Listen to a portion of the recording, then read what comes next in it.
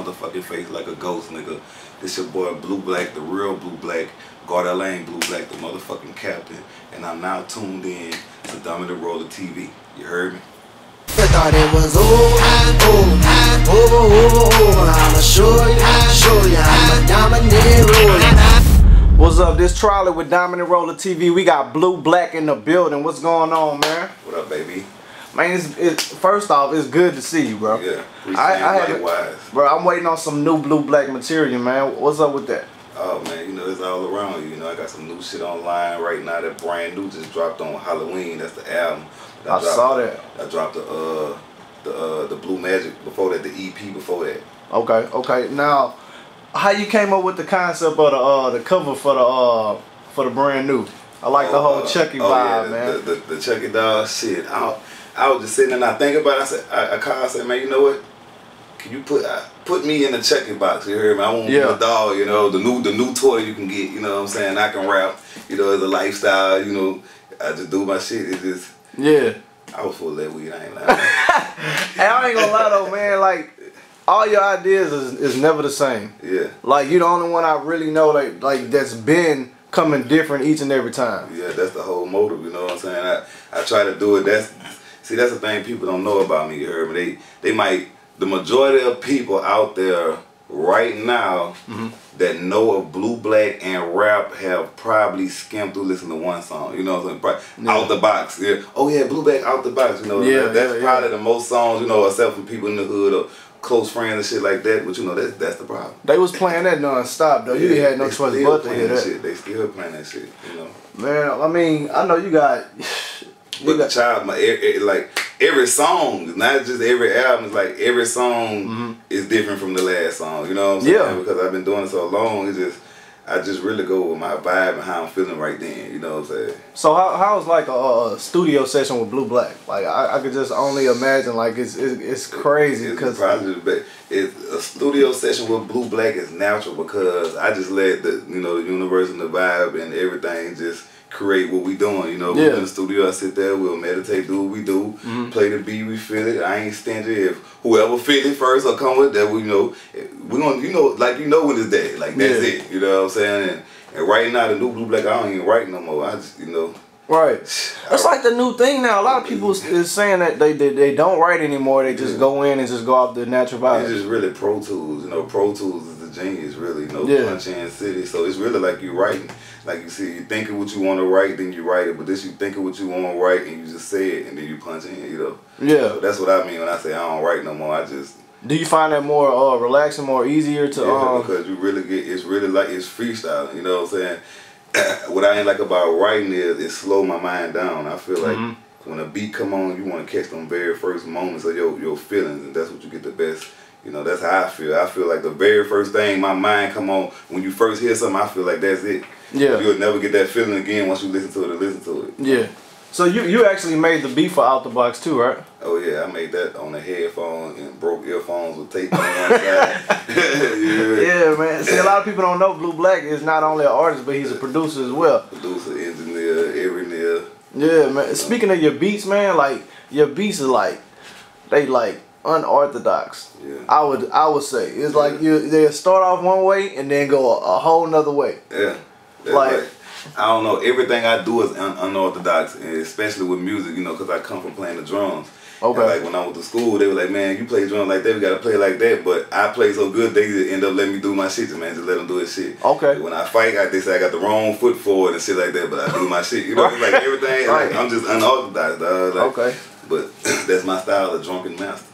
Man, so like, tell me, I know you had a run with the ABC situation. That was with you, AR, and Classic. Yeah. Yeah. How did y'all come up with that whole idea of the ABC? I thought it was brilliant. If you think, check it out. It's natural. Like I said, AR, Blue Black, Classic. Yeah. ABC. You know what I'm saying? Who idea was that? Yeah. We just kind of all put it together. We was mind bugging. One day, Chill was like, so what y'all gonna call yourself? And we in that bitch, and I don't know who we said, how we said it, but however it said it was. But I ain't gonna lie, that project right there was my #1 most learning project that really made me who I am right now. Because first I was just Blue Black, I just knew me. But when I work with them, like working with AR, and then Classic, they're like two different, you know, but they got some power, you know, AR dog, you know what I'm saying, and Classic too, you know what I'm saying, so we were like three different five, but we started feeding off each other, you know what I'm saying, they taught me how to fill in a lot of my cuss words with words, you know what I'm saying, that was really important. When I got on, I was like, I used to listen to my stuff, I was like, damn, like, you know what I'm saying, and, but that was a learning experience. Man, that's what's up, bro. I mean, y'all had a good run. Y'all was doing a lot of shows, had just a lot going on. You know what I'm saying? I think that was what year was that? Oh man, shit. Maybe 2014. Yeah, from 14 to like 16. Yeah, man, that was a good run, man. Shout out to DJ Chill. Shout out DJ Chill. Shout out D Jackson, Classic, AR. Yeah, man. Man, you had that mixtape. It was called "Gotta Get It One Way." Gotta get it one way, rapping on a gunplay. Yeah, right. That was my shit. You know what I'm saying? That's when I first started putting out hustling hard in Guardia. You know what I'm saying? Yeah. I first started living that life, and you know what I'm saying. That was my Wildin' Out Days album. Yeah. So, you know what I'm saying? It had a lot of energy in there. It had a good spirit on that album. Man, like how old were you when you like jumped off the porch? Man, I moved out. I've been on my own since I was 17. So. Shit, 17, you know, but I've been, like I said, I was playing drums. And then it just merged over, it kept merging over till I got a beat machine, and I just started taking out my pressure on the beat machine, you know. And it just, but, man. Did you get into the music after you moved out, or you were already into music in school? Like, after I moved out and got on my own, shit, that's when I met Hawk. And Hawk was my guy, brother. We went to church together. Okay. And Hawk GFX? Yeah, Hawk GFX. Okay. Yeah. That's who really started me. Cause that nigga was a fool. He used to rap. Yeah. I used to hear his shit and like, damn, that nigga can go. And I used to steal his lyrics and shit. But then he had the studio. He had the first studio with the microphone, with the stocking over the, you know what I'm saying? Yeah. And shit, he started. I think he went by Massive. Massive. Yeah. He went by Massive back then. But yeah, he recorded me and shit, we did some nice stuff. Man, that's what's up, bro. Speaking of those album covers, I like the checking one, but you had that Blue Ops. Yeah, the Cold Blue. Yeah. The Call of Duty Blue Ops. Yeah. That was one of my favorites. That was right after the ABC. Okay. So that was a different mind frame. What made you go from the ABC to I'm just gonna go do my own album this time? Well, like I said, it's what the universe demanded, you know what I'm saying? So, certain shit you can help, some shit you can't. It just, life pushes you towards certain shit, push you away sometime, and, you know what I'm saying? So, what were some of those things that pushed you away, that pushed you to the Blue Ops, the Cold Blue? Well, I always been like the leader. I always been like a leader person. It's just who I am. You know what I'm saying? Yeah. I'm just keeping it G. That's just how my mind is. Like my mind always put me in leader position, predicaments to where I gotta choose. Am I gonna lead or fall? And I always choose like the lead. So like I said, I did that. It was a learning thing, and it was fun. It was cool and everything. But at the end of the day, I feel like ain't nobody gonna push me like me. You know what I'm saying? Right. Nobody believe in me like I do. It's like I hustle for myself harder than anybody I ever counted who said they wanted to help me hustle for myself. You know what I'm saying? So if I meet somebody who can beat my hustle, then Yeah.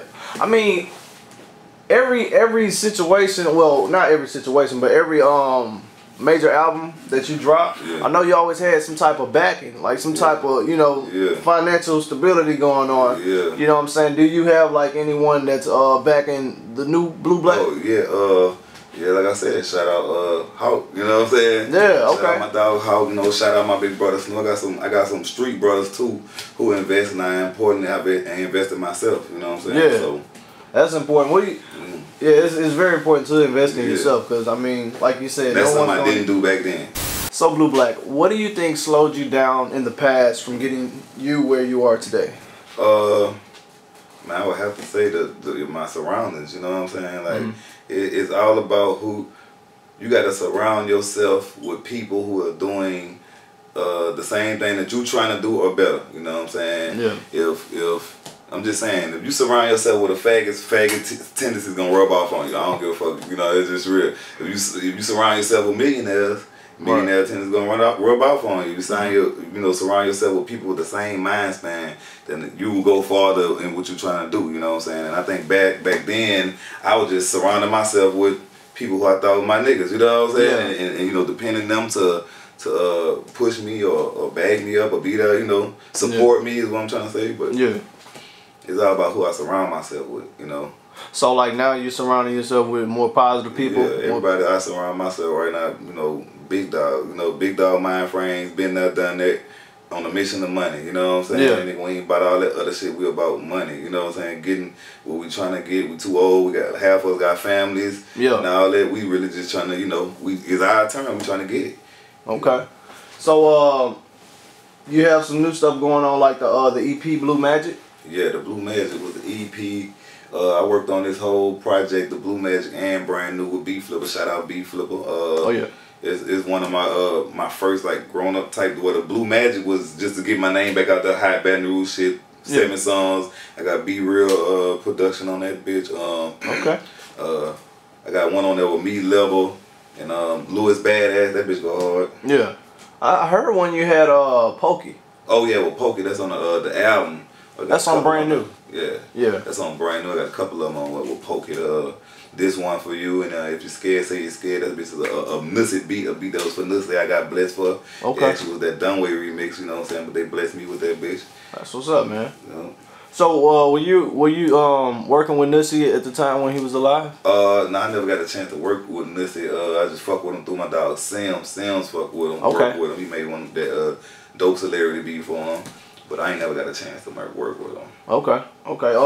So you working on a new album, right? Yeah, well I'm working on a mixtape with my dog Supa. Shout out Supa Macked Out. Me and that nigga dropping an album called Supa Blue. Oh, that's a tight name. Both of y'all names. I like this album. This I like that bitch, man. So what's the vibe of this album? Like, can we get some insight on it? When we in that bitch, we say no effort, cause that seems like with nowadays, if you want to make a hit, you got to go in that bitch, barely open your mouth, don't give a fuck about what you saying, put that bitch on the raw ass beat. That's a hit. So we said, man, they doing it like that, man. Fuck thinking all that. We just going in that bitch with no effort, man. We been doing this shit. This is what we do. You know what I'm saying? Do you? I'ma do me. You know, we go in that bitch and play that beat. Like I said, when we get that chemistry, we feel it. We go right in that bitch and drop that shit. That's what's up, man. We've been doing that like that and coming out with some bangers. How many tracks gonna be on it? We're gonna do 10 songs together, 2 solo songs, and Fall Down. That's our single. Okay. So that's on brand new. I put that. You know, we got the video to that bitch too, but that bitch hot. We're trying to get that one hot in the club and shit. So man, go fuck with that Fall Down. That bitch is everything you like. Already, man. So who's the producers? You got some? What you talking about, the mixtape? Well, the Supa Blue, who's gonna be producing that? We got a whole variety of people right now who fuck with me right now at this present time. I'm still making tracks, man, but man, I ain't rapping on none of my tracks. And nigga, if a nigga ain't talking about, if you got a Blue Black track right now, you exclusive. The Blue Black tracks right now is exclusive because you know I don't got time to do them. They rap, but I got them stacked up. But like I said, people just must don't know what it is. But you know, people come to me, get them. You can get them, but they ain't out here. Okay. So I fuck my dog KG. I got a little youngster KG. He retarded with them tracks. You know, I got D Jackson with the tracks. You know, my little brother Gabe. Blue the Truth. He retarded with the tracks. My other brother Chris. Shooks. He retarded with the tracks. I got a whole bunch of. I like fucking with people. You got a team of producers. And they all ain't none of them on. Ain't nobody know about none of them because then that's how I like it. That's the real hungry people. You know, the people who don't get noticed like me. You know what I'm saying? That's why you say you don't get noticed, man? Because it's like, man, Baton Rouge is just crazy, bro. I don't know what it is. It's like you can practice your greatness. You can do this shit every day in life. You know what I'm saying? Baton Rouge got their picks and chooses. Right. As soon as you hit the outskirts, nigga, you can go to fucking Hammond, New Orleans, Opelousas, Lake Charles, anywhere on the outskirts. And you get the love that you're supposed to if you grind like you're supposed to. You know what I'm saying? Right. And it's a shame it have to be like that, but it's like that, you know? Yeah. So it just, Baton Rouge is so tight, you know what I'm saying? I just left Cali. I never been to Cali in my life. I went there for the first time. When my album Brand New dropped, it was in Cali on Halloween. I'm in the biggest club, Club One Oak, on the hills in Hollywood. You know what I'm saying? My album dropped, and the people I was with, I showed them. The motherfuckers, I know at least 10 people bought that bitch right then on the spot. You know, they were, oh yeah, I'm buying it right now, dude. You know what I'm saying? And they ain't even know me. They don't even know if I can rap or not, but they just think because I was in the place I was supposed to be and I say who I was, they just expected me to be that. You know what I'm saying? But, man, so that's great. I mean, so you went to Cali.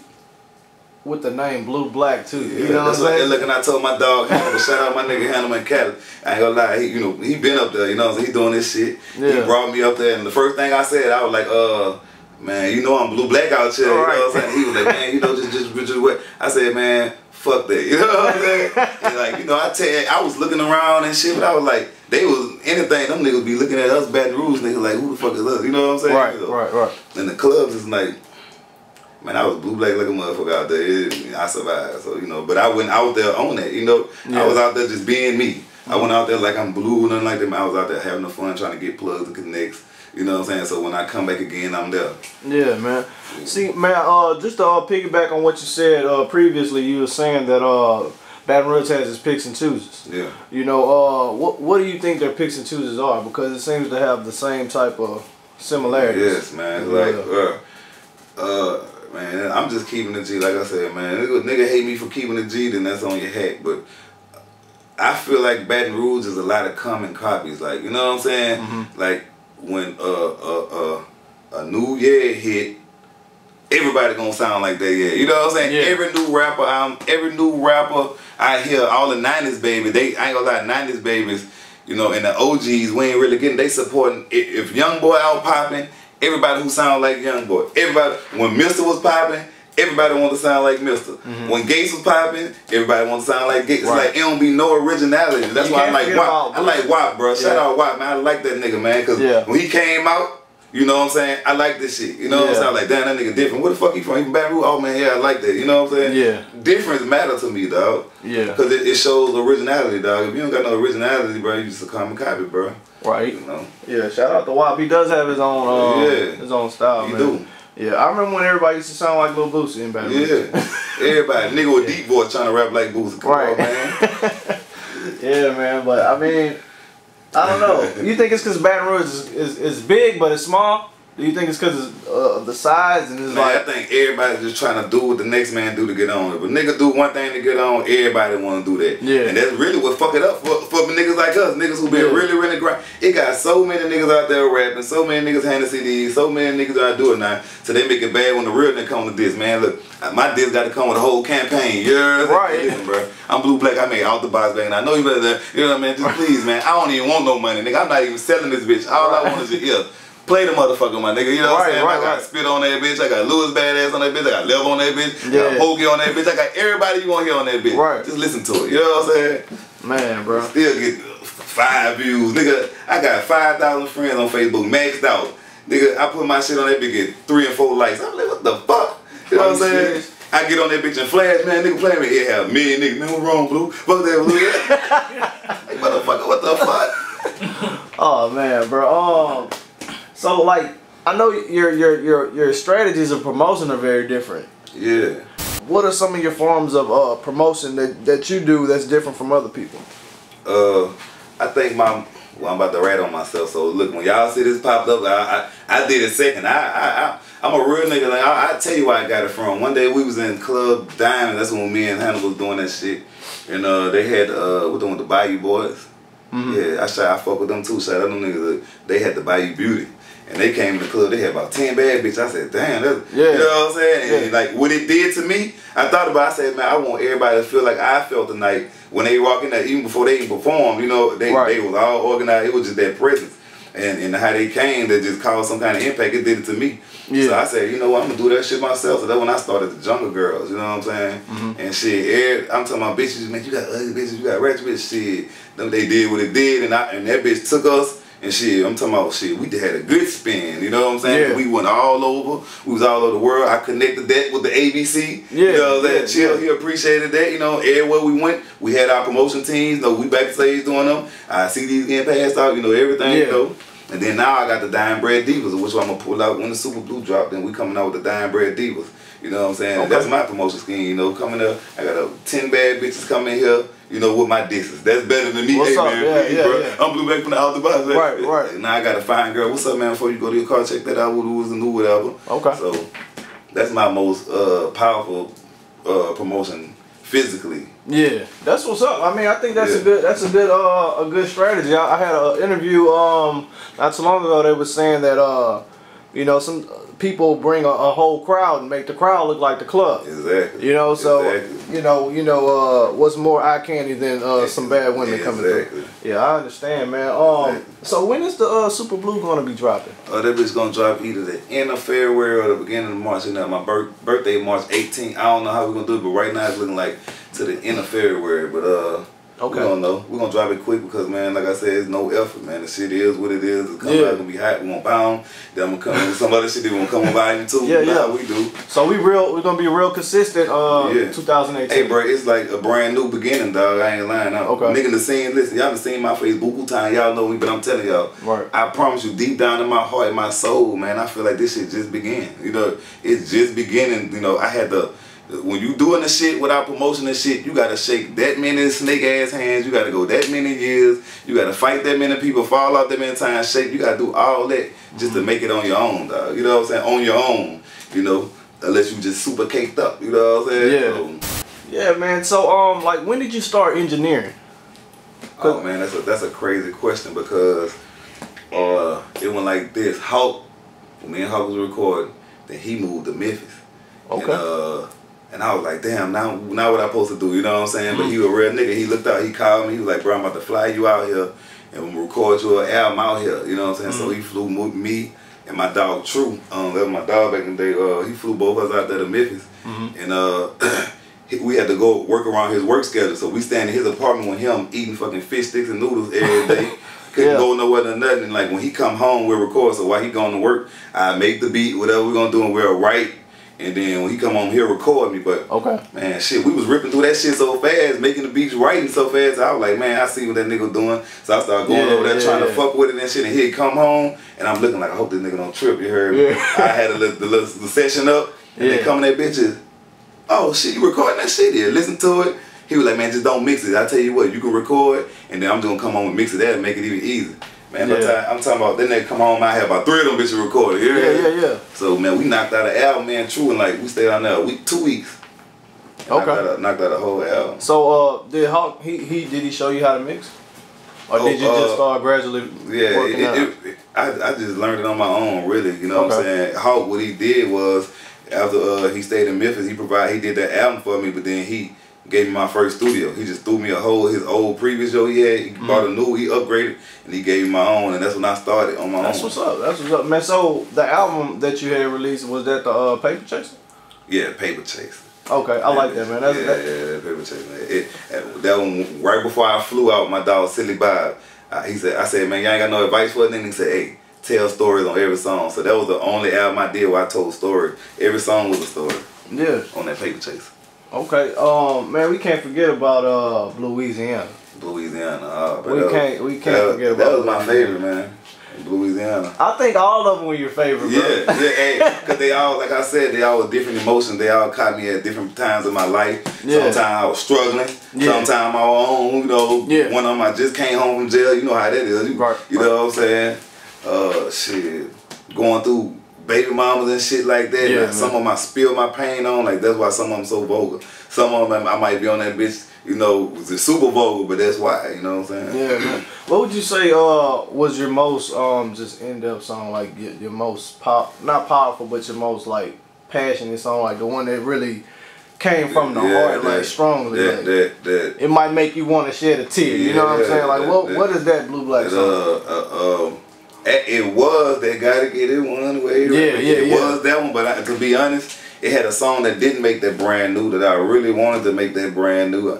You know what I'm saying? But it ain't even been heard yet. It's still there, and it actually made a girl start crying in the yo. Like and I don't know if she would get. I would say it, but I don't know how she would take it. But she came and did a song with me, and then after we did a song, she was asking. So you know, I was like, as a female, like my shit is vulgar, so I played the softest song I had.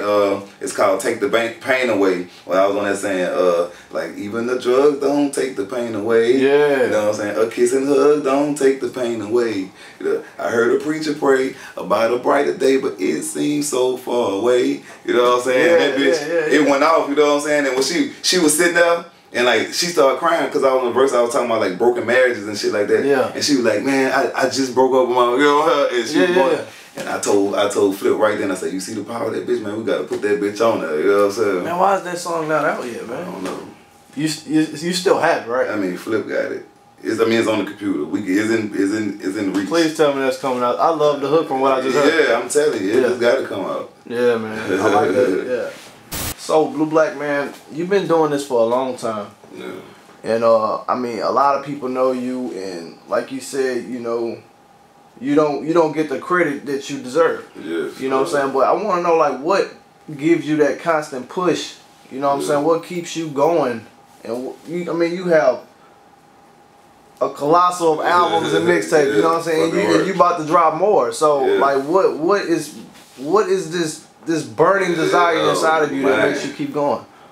Man, it's a mixture. But I'm gonna keep it real. The number one thing, I made a vow to myself when I first started fucking with this shit, and it was like fuck the music, but you know, that was the biggest thing that I feel like I could generate money from, like music, you know what I'm saying? Because I feel like I'm very music inclined. And to keep it real, my grandmother, my mom, they like the most burning Christians you ever know, and it was like Jesus. My grandma speak Bible. I don't give a fuck what you say. Her words is a scripture. You know what I'm saying? She got a scripture for every sentence come out your mouth. You know what I'm saying? And I watched them all their life, you know, devote themselves, you know what I'm saying, to what they believe and all that, you know what I'm saying? But like I said, my grandma was a slave, you know what I'm saying? My mama, she come up, we just moved to Baton Rouge, but she still, you know, I watched the world just stomp on them. And my mama, one of the nicest people that I know, still live off the old law, you know, don't cuss, don't hit you, don't never drink, smoke, you know what I'm saying? And I told myself, you know what I'm saying, I was like, man, fuck that, man. I'm gonna break this fucking bondage in my family. You know, my grandma, she gotta live, you know, she gotta live the rest of her life. I want my grandma to just sit in the house and, you know, be able to go to church and do what she want to do and just relax her life. And the same thing for my mom and them. I always want to just, you know how you just want to just take the bondage away from your family when you see people that you love going through stuff. I just want to, and I was like, man, you know what, bro? I told all of them, I said, Grandma, y'all believe in me. I know I ain't getting paid for this stuff, because they always ask my grandma. She really, when I told her this the first time, she took it to heart. And every time I call my grandma, she's like, Brandon, you still rapping? I'm like, yes, ma'am. She like, they paying you for it? Yeah. You know what I'm saying? And that shit crush a nigga. And I be like, man, I be like, yeah, mom, I be getting a little, you know, I'm getting paid because, you know, I generate my little studio money and shit, but, you know, not what I said, so I can't stop. I'm a die or get that. You know what I'm saying? And then that's my destiny, nigga. I gotta be able to break that bondage in my family. You know what I'm saying? From, you know, where they at. And that mean a lot to me. So I'm going all in. I gotta do what I say. You know what I'm saying? And my fans, and like the fans, the little fans that I do when I go out there, everybody I do, I'm just telling y'all, I appreciate everybody I go and they be like, man, you got some new shit, man, when this shit come out, record. That right there too, because they won't leave me alone. If I go out there and people won't ask me, I probably wouldn't grind as hard, but every time I step a foot outside, all I hear is when that shit dropping. I know you got it coming. I know you got that shit coming. I was fucking with that last shit, and I be like, man, fuck it, yeah, that's what I do. I'm doing that shit. Trust me, I got some shit I'm working on right now because I never stop. So, you know, I just man, I just want to say the Baton Rouge, man, shit, stand up, man. I stood up for my motherfucking hood. All 10 toes for a long time, nigga. I took niggas spitting on me, grinding me, ratting on me, sending me to jail. I went to jail. I ain't ratting, nigga. I laid on them hard beds. I came hard, more retarded. I ain't never stopped, nigga. I never gonna stop, nigga. So, you know what I'm saying? Accept me or not, I am me, nigga. Blue Black, the real Blue Black, the Jungle Boy. You heard me? Fuck with me. You thought it was over. I'ma show you, I'm a dominant ruler.